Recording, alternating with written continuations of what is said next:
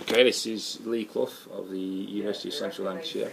Just here with Nick Lovett. He's the FA National Development Manager for youth football, is it? And he's also an academy and grassroots coach.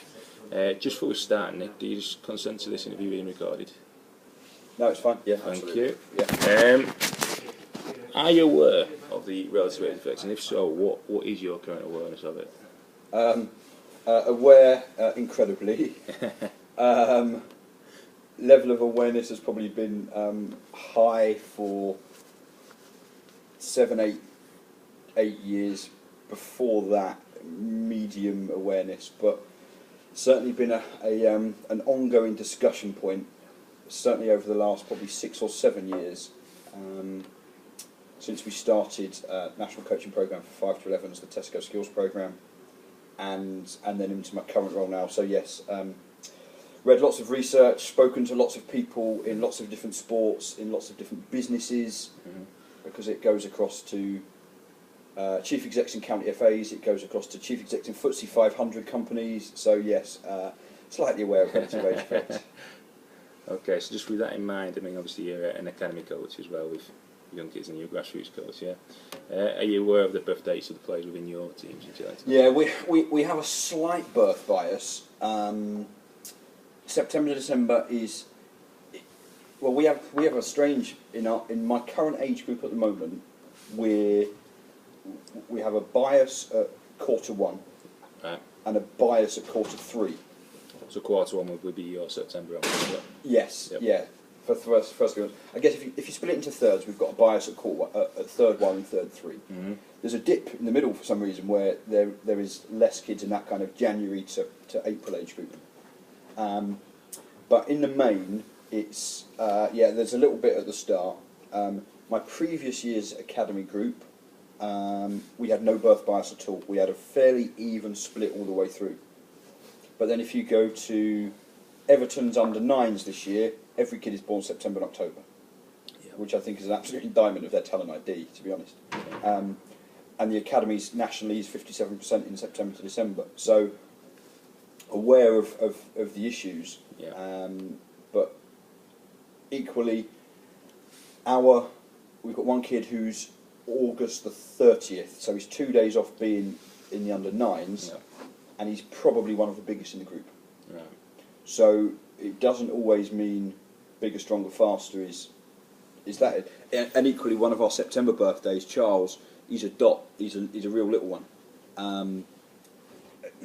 So there is a spread, but I don't think it tells the full picture. Okay. I mean, obviously you've affected you mentioned two individuals already.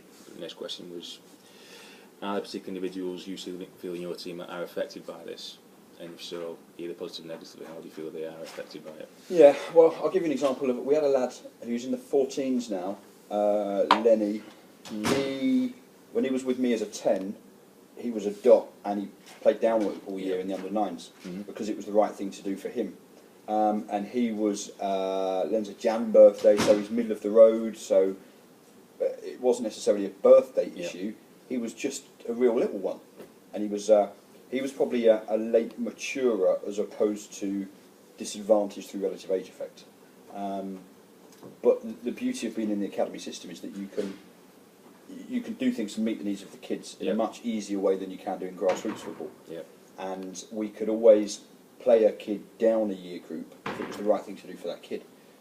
So Len played down a year for the full year into the 9s. He's back in his own age group now, and he's caught up because he was just a late maturer, and it's been fine. So there's incidences where you can support the kids in different ways. Okay. But I do think it's a lot more complicated than just relative age effect. Right. So just on that, I mean, you mentioned that you can play kids down, and there's more to it than just the biological age. Not the chronological age, I would say. Besides playing kids down, are there any other strategies that you've experienced have been put in place for certain kids? Or? Yeah, well, I mean, obviously there's other clubs, Tottenham, West Brom, running shadow squads for summer birthdays, those kind of things. We're playing around with some bits at grassroots level at the moment. In terms of facilitating it on a kind of on a session by session basis when I'm working with the kids. So we'll have the kids for 3 sessions a week, 2 hours each session, Yep. plus a game. And it comes down to the individual planning of our sessions to meet the needs of individual kids. And this is where I think, I know we mentioned Steve Lawrence earlier on. Steve's average team age, so it's like, I don't think it's as simple as that, in the sense that, so Charles, that's the little one, Yeah. I want him playing against Archie, that's a little one, Mm-hmm. and I also want him playing against Felix, that's 2 foot bigger than him. Mm-hmm. Because the learning strategies that Charles gets dealing with the difference is hugely important for him. Because if he goes on to be a professional player and he plays against centre halves that are a foot bigger than him, Yeah. he's got to have learning strategies to cope with it. And I think trying to level the playing field, you miss out on a load of those kind of things. But I think it's down to the cuteness as us as coaches to balance off what they get and when, so that Charles doesn't constantly get swamped by bigger kids that might be stronger and faster because they are age advantaged. But equally, I don't want him to have it easy. Yep. I want him to struggle, because struggle produces learning, and I want him to kind of go through that as well. And one of the colleagues here talked about Jamie Carragher, who when he came through his experiences at Lilleshall, he was a late developer. Yep. You know, a long way behind some of the others. But what he learnt in those moments of being out-physicaled, out-manoeuvred, speed differences, all that kind of things, he learned to learn. Yeah. And I would much rather have players that can learn than be hugely bothered about anything else. So I don't think it's quite as simple as let's level the playing field. Yeah. You know, we've discussed height categories, weight categories, all sorts of things, but you know, you then get kids in sauna the day before the game trying to get down into the lower weight category. Hi Matt. Chaps, you alright? Relative age affect your favourite subject? Oh, very good. I did, you're right. Yeah. See. But that levels the playing field, and then you miss out on a lot of those learning things. So I think our biggest challenge is to make sure those kids get in the system, Yep. and we affect talent ID to ensure that those late maturers or late birthdays, which could be 2 different things, get the opportunity. So if they don't get the opportunity, then we miss them, Okay. and that's, I think, crucial. I feel you may have answered this next question already in that last one. Steve Moss yesterday, he said he was at the Premier League exit trials and it was all the summer births. So we've got a way to go. Yeah. Amen, brother. Yeah. You may have already answered this, but what I was going to ask is, does the relative age effect play? Is it a consideration in your identification or retention of young players? Yeah, absolutely. So Brandon, that's the August the 30th birthday. I guess his weakness is currently around technical and social. Mm-hmm. He doesn't have a physical disadvantage because of being an August born, but where he is kind of technical and social compared to the rest of the group. So we get into the release retention meetings, and one of the other coaches who says, well, Brandon's really struggling. Yep. My argument is, why are you comparing against him a kid that's born 11 months older?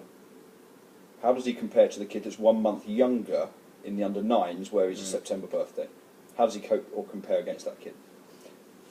Equally, why are we comparing kids at all? This is Brandon, this is where he is at on his journey. Yeah. And if he wants to aspire to be here, he needs to go and do this, this and this. Rather than going, right, well, let's compare Brandon to Lee and see where they are. Okay. I don't necessarily get the point of comparing. That's quite fixed mindset stuff. We should be looking more at encouraging that growth mindset and facilitating learning for that individual, as opposed to benchmarking one against another.